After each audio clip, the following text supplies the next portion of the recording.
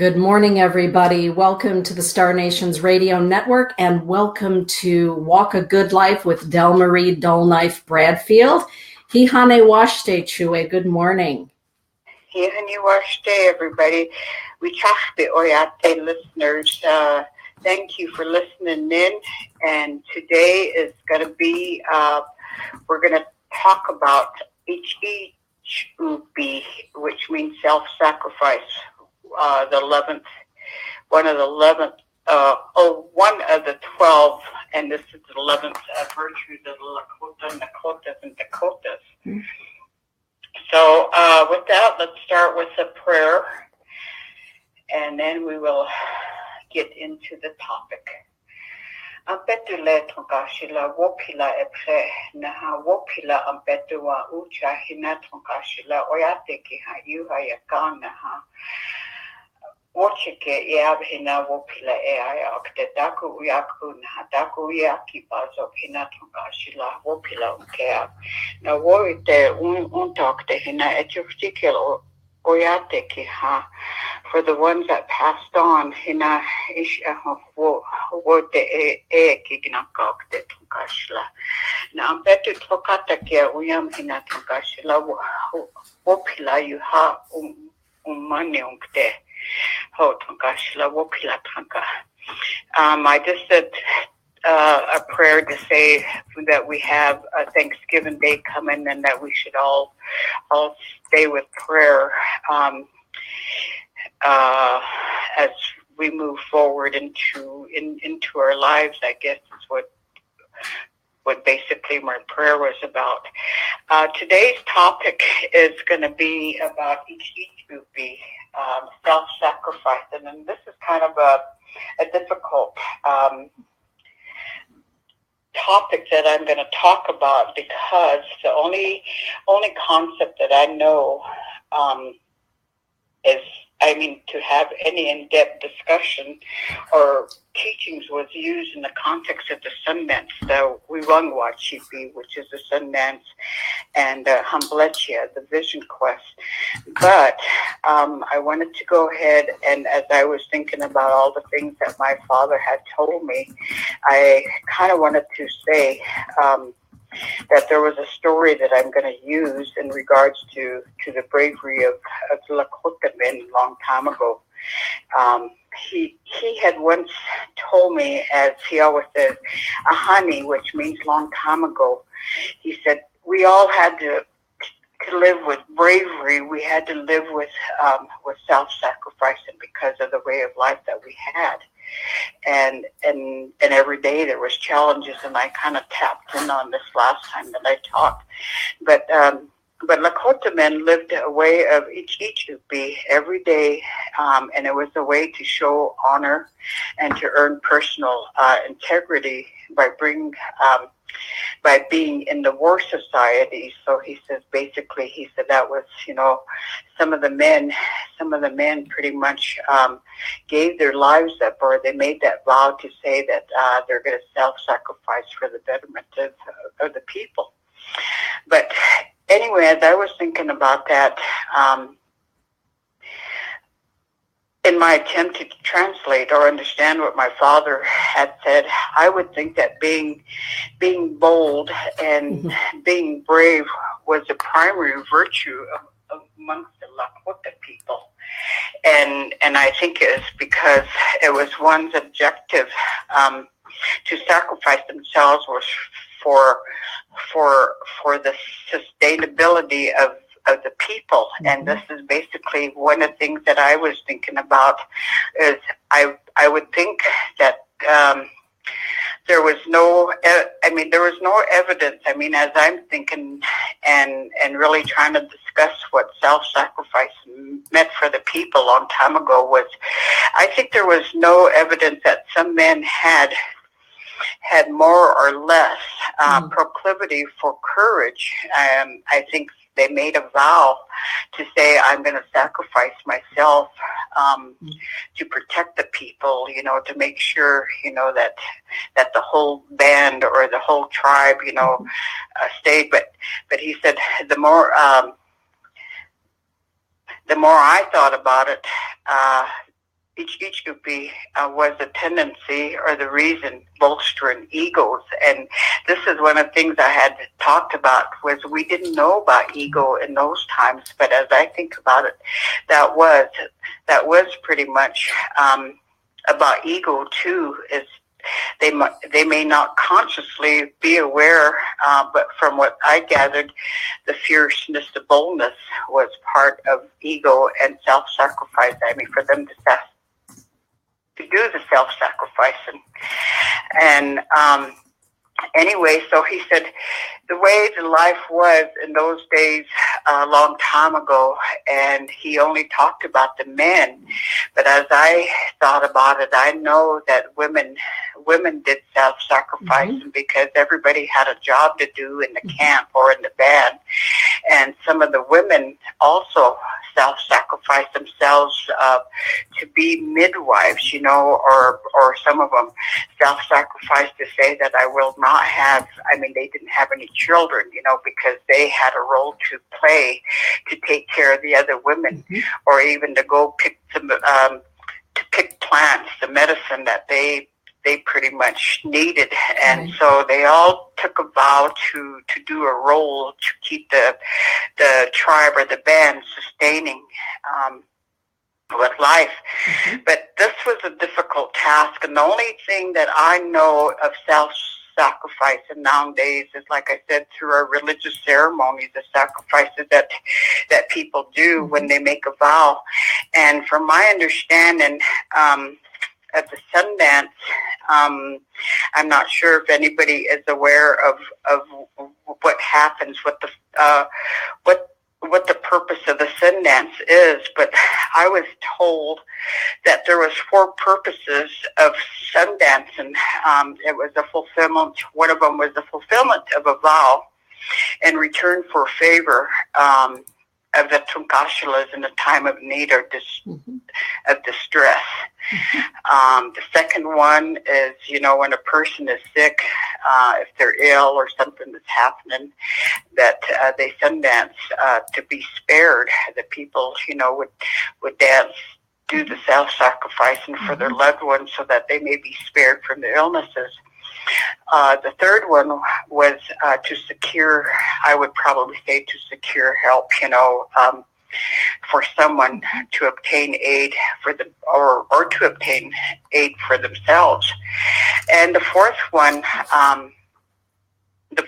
they always say is when people were seeking a vision when they're going to go Humblecha. That was one of the things that they had to do, was to send that. That's one of the I would probably say the protocols, to say that if you're seeking a vision, that you go through the Sundance 4 years,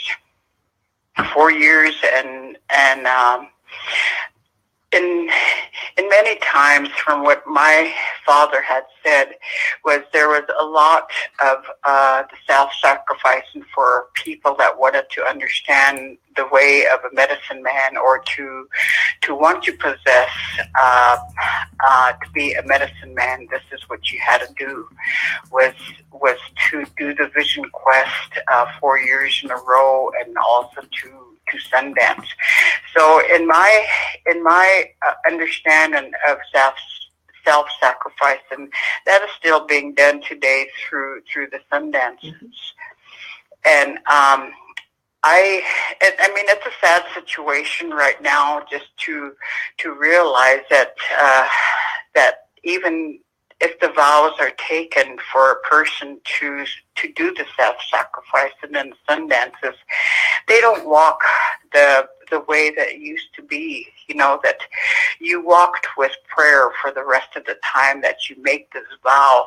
However, the sad part of it is nowadays, it's just we become very spiritual, and just during the 4 days, I see people, Sundancing, but away from that time, then they fall off the red road again. I don't know if that's a good way of explaining. I'm not really sure. Denise, can you kind of help me out with this? Well, I agree with that. And, one of the things I think that is vital for people to understand too is that even gearing up for sacred ceremony, there's a period of 6 months, sometimes a year, to even prepare yourself. And that preparation to get ready for Hamblecha or the sun dance or whatever it happens to be is very important. And so I believe what you're talking about, Del, is how very holy people can become for the 4 days that they're at Sundance or the time that they're sitting up on the hill in their Hamblecha, and the rest of the time they're quarreling or they're drugging and drinking and acting out in all sorts of ways. And so it really is a walk. It's a walk of life. You talk about the Chunka Luta all the time, that Red Road walk. And so I believe that you're right. It's not just a 4-day period or when you're sitting up on the hill. It's a way of life. Am I correct? I would agree with that, just because, like I had talked about one time about saying I don't take that vow of Sundancing or doing Vision Quest, because that is a very, very difficult vow to make. And for some of us, like for me, I can use myself for an example. I stay with prayer.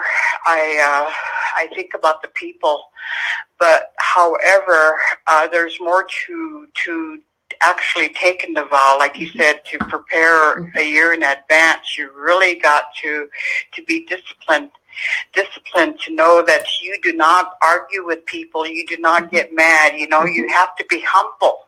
You have to walk with humility, you know, for the rest of your life. Right. And that is basically the self-sacrificing that people don't understand nowadays. And of course, you know, is it something that's not taught? Because our way of life, the religious ceremonies and the true meaning of our ceremonies has been lost. It was taken away from us, so people really don't understand. And instead of teaching the young ones about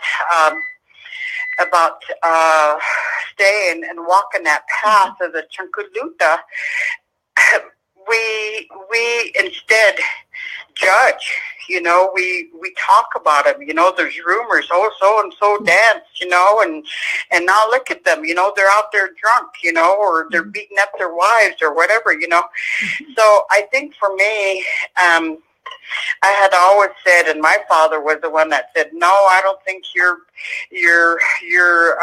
going to go ahead and do any of the Vision Quest or the Sundance. That's not meant for you." I guess he kind of knew my persona way in advance, because, like I said, you know, I wasn't a bad person. I'd probably say I wasn't a bad person, but I was pretty much ornery, I guess, in my younger days. and I understand why I was there, because I held so much anger, you know, from my past, the trauma that I've been through. You know, I didn't know where to put that, you know. Right, absolutely. So I displaced it by being ornery, you know, just being angry all the time. So I think he knew that I was not ready for that.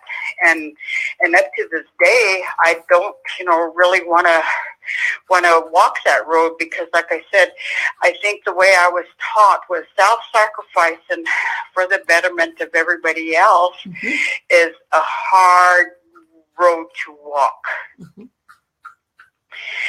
So in regards to anything else that I can say about self-sacrifice and myself, my internal or my moral obligation and my vows is to be of service. And you are. And I think in today's world, if we really think about it, and today life has changed so much in regards to staying with a vow of self-sacrificing. But every little thing that we do for our loved ones is basically we're sacrificing our time, you know, to be of service. You know, we have that servitude love, you know, because we have unconditional love for everybody.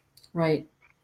There's no doubt about that. And I think, you know, that whether if we go through the ceremonies, the sun dance. I know Barbara has, and I know that she was probably instructed by the Tunkashilas, right. In regards to what she does. But I see her self-sacrificing every day. I mean, when, just like, for example, she should be up, trying to heal that leg, but she's on the go all the time. All the time. Mm-hmm. Yeah. And I say for all the light workers out there, for everyone that helps people, you're sacrificing your time. Mm-hmm. You're sacrificing your time to help others, and also even the little things that you do. I don't care, I just posted something on Gathering Thunder Foundation about the generosity, the compassion that you have to make donations. That's you're sacrificing your money. You're sacrificing your time to help others. Yes. So in regards to self-sacrifice, and think about it. I mean, I do my self-sacrificing every time I get in the car to drive in in the traffic, just because I got to go get food for my grandchildren when they're going to come. Right. There's a lot that goes into the ceremonies and preparing for all of that. Before the show started, you were talking to me about my Humblecha that's coming up. And, years ago, it was way back in 2009 or 2010 when Wakian told me that I needed to be put up on the hill. And it took me a year of preparation to be put up on that hill. And as you know, days of ceremonies prior to being put up on the hill. And then you're put up on the hill until the holy man, the Wichasha Wakan, says it's time for them to come down and to share their vision that they were given. And so there's a year of preparation. And, now when Spirit said to me, it's time for you to go back up on the hill, there's something we need to show you. I sat with that for a while because there is a long time of preparation. And so I called our Tiblo, our brother Guy, about this, and I talked to him about that. And, he said to me, okay, this is what you need to do for the next, many months before the Humblecha. And he said, and don't be hitting anybody. Don't be fighting and quarreling with anybody. And I said, well, I'll be sure not to get into any barroom brawls, Guy. But I know that he was really serious about that because it happens before and after that. There are times in the preparation or afterward that those things happen. But I think that a lot of the frustrations that come out in anger have some really deep roots and basis for that. Don't you, Barb? I mean, it's hard out there. I would probably say for the whole simple fact of the way that I was taught. Even through my Ishnantipi Agwichalo ceremony or my puberty rites, they explained to me even at the time that we always think about the people because we all belong. And well, they say, which means even the animals. Take care of them, have compassion for them, because we are all one. Yeah. So every day that we really think about it, we are self-sacrificing for the animals. I mean, even the plants that I think about. I mean, I really baby my plants. I was so upset the other day that my kitty cat got into my plants, and but you take care of these things. It's just because, you were given something. An animal, if you're taking care of animals, you need to sacrifice, that half hour at the time to take care of them, or the hour that you spend brushing them, or, cleaning them or feeding them. That's self-sacrificing. You're sacrificing your time. You take away time from yourself. Right. So it's a selfless act, is just basically known every day, every minute, every hour of the day. When you're doing something for somebody else, remember that you are sacrificing your time, you know. So it's just basically, like I say, we still live that life. We still think about, you know, the other people that we help or for our loved ones, you know. I mean, oh God, I don't want to make fry bread, you know, but I'm going to have to, you know. But it's just basically, it's just servitude love, you know, and you think about the people, you know. This past weekend we had a memorial for Chuedella's brother, you know, Joey. And even though, you know, I had to pay bills, you know, I took my money to buy her little giveaway stuff. You know, that's self-sacrifice, and I'm sacrificing my money, my own well-being for her. You know, but the understanding of it is when you do that, it comes back around.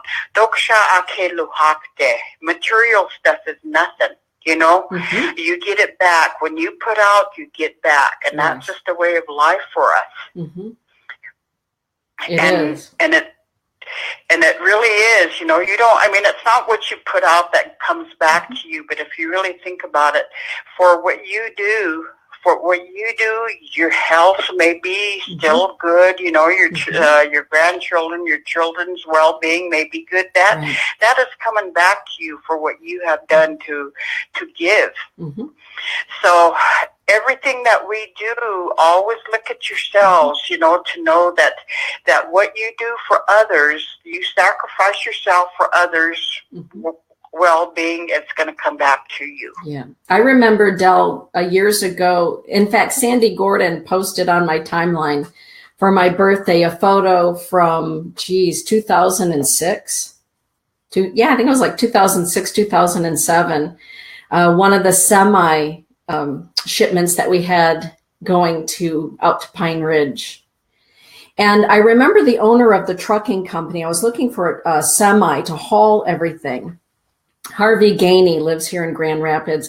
And I remember him saying to me, Denise, I will give you a semi, and I know that you're going to fill it because you can't outgive God. And I've never forgotten his words. And he said, ever since I was a little boy, I was taught you cannot outgive God. And so whatever you give out always comes back many, many, many times over. And so by blessing you with a semi and a semi driver, I know that in some way, shape, or form, the Creator will bless me in return. And that's not why I'm doing it. He said, actually, I get joy in seeing how it comes back to me. Because it comes back in many ways, doesn't it, Del? Oh, it does, you know. And the whole thing about what I wanted to say, too, is the water protectors. Yeah. I really had to, I mean, there were so many days. In fact, I still pray for them. You know, it's basically, they are sacrificing their time away from home. Yes. And they combat the bad weather when they were up there during the winter time, during the blizzards, you know, that they were still up there. Right. They have a conviction to know that I am sacrificing my time for the betterment of everybody because we are protecting the water, you know? Yeah. So we have to remember that everybody's job, everybody's duty or purpose on this life is pretty much, you know, when you're doing something for somebody else, you are sacrificing for the betterment of the whole. That's right. I'm just typing into your show line, gatheringthunderfoundation.org, because right now we're raising money for our heat fund. And as you know, Chue, Gathering Thunder Foundation pays the heat bills and all of those good things for Gather Our Children Home. And we also get called upon throughout the year to help elders with their propane or their electricity. And when people say to me, you know, because, well, you know, you've heard it, why do you spend so many hours doing things for Gathering Thunder and for people you may never, ever meet? My thought is, if there's somebody in need and I can help with that, why wouldn't I? But that's my mindset. And the other thing that shocks people is when they find out that there are elders all across Turtle Island that sometimes freeze to death in their own home or in their car, which has become their home. Would you talk for just a couple minutes about the reality of that in Native America? Well, I would probably say the misconception foremost is to know that they put all tribes in a box. They generalize us, and to think that the government helps us. Yeah. Our tribes helps us, and that is not the case. In most cases, you have some of the tribes that are small populated, or the population is small, and maybe they have some royalties coming in, such as timber, water, the natural resources, or even the casinos, where they may be able to help. But for large land-based tribes, such as the Navajos, the Lakotas, Pine Ridge, Standing Rock, Rosebud, we are large land-based people, and the population is so great that any funds coming in does not sustain everybody. Right. And of course, the regulations of energy assistance, also they have a cap on that. There's guidelines. So if you make a little bit more than, or get income more than what those guidelines say, those people are without. And the struggle is real, you know. I, for myself, even asked for Gathering Thunder, because me living out here as a tribal member, I don't get any help from the tribe, and I was so happy that that Gathering Thunder was able to help me here just about a month ago, because it was either or. I was going to suffer with my toothaches or pay my electric bill. So the reality of people needing heat out there is kind of hard, because for the elders who use wood stoves, you don't have the tribe helping with wood. We have a pile of wood out to Chue Barber's place, which is diminishing now, because there was so many people that came out to get the wood for the elders. I mean, there were some young men that came out to help the elders, you know, and it's basically, like I said, is some of them have pride, some of them just don't have anybody to go and stand in line and fill out the paperwork and whatever. Sometimes, you know, it's just kind of like a worthless cause, because by the time you get to the front of the line, the whole energy assistance funds is depleted. So with Gathering Thunder's help, it really does help some of the elders, especially some of the elders that do take care of their grandchildren, and there's plenty of them out there. What Gather Our Children Home, Cheryl told me that there were 10 kids, Thursday or last Friday, that were brought to the children's home. 10? There's 16 now. There's 16 now altogether at the children's home. And Gathering Thunder Foundation, you know, make sure that the lights stay on, the heat stays on, all that good stuff. And we're gearing up, of course, to help with the holiday party there and all those good kind of things. But you know what?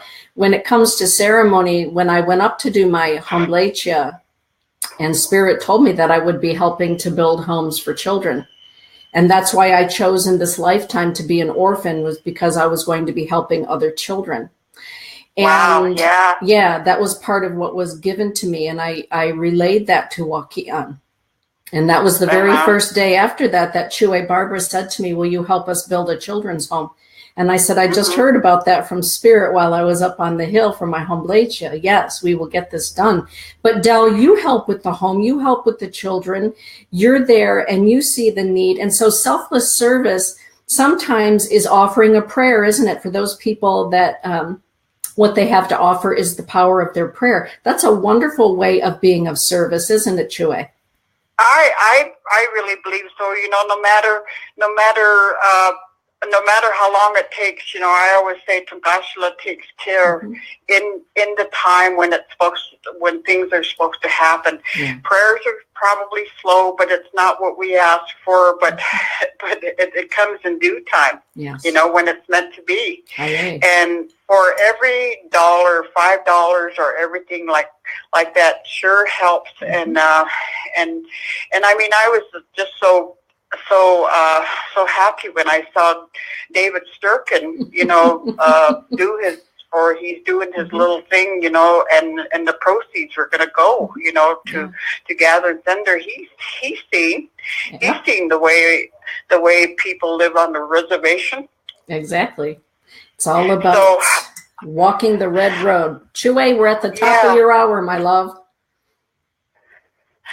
I think we're at the top of the hour. We're past it, but self-sacrifice, and you all do it. You all do it, because you have compassion. You have a big heart. That's right. And so I say wopila to all of you, and I wish you a good, happy Turkey Day. Wopila, Chue. Love you. And I love you too. Bye-bye. Bye-bye.